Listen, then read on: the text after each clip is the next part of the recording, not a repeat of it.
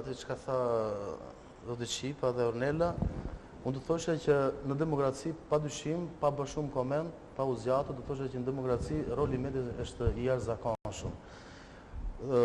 Do të sjell eksperiencën time të gjithë kolegëve të mi, për aq sa unë kam mundur të kontribuoj dhe vazhdoj të kontribuoj në këtë fushë, do të thoshe që maksi më i mirë i produktivitetit të gazetarëve të medias përgjithësi është publiku.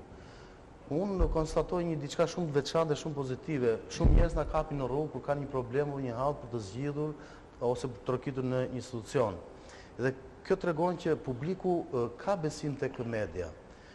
Por media ka kaluar dhe kalon, mendoj unë, në disa etapa, mos shikojmë vetëm anën sosiore.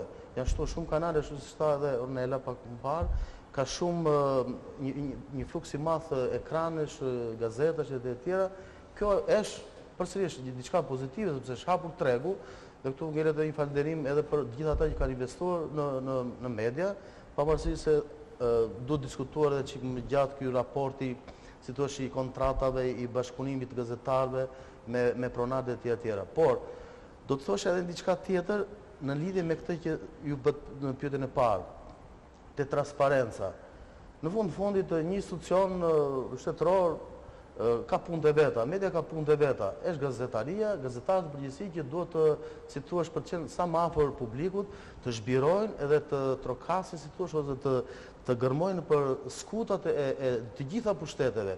Ndaj edhe ne quajmë edhe pushtet. Nëse lati kjo duhet parë edhe në këtë formë, se ndoshta kodi etikës mund të hapë edhe më shumë lojën për një gazetari më investigative, apo jo Qipa? Patyshim. Deshte për ta mbyllur. Kodi etikës mund të hapë lojën për një gazetari më investigative që ka munguar për realitetin e sotëm mediatik, ë? Patjetër. Mund ta gjykojmë edhe në këtë. Me dy fjali do të thosha këtë. Duke krahasuar vitet e punës time si gazetar, po i referohem vetes sepse kur i referohem vetes janë gjëra të prekur nga afër. Por ne kemi qarë shumë hallë probleme me gjithë komunitetin e gazetarëve, pasi ne funksionojmë si një komunitet goxha i mirë këtu. S'do të bëjmë burje, do të thënë, komunitet gazetar, por ky është një realitet faktikisht. Unë shikoj që ka një luhatje shumë madhe dhe ka një ngërç në media aktualisht të gazetarë.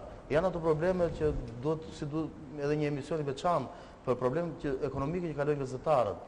Pastaj, një gazetar i mirë gjen gjuhën e komunikimit apo të bërjes lajmit në çdo lloj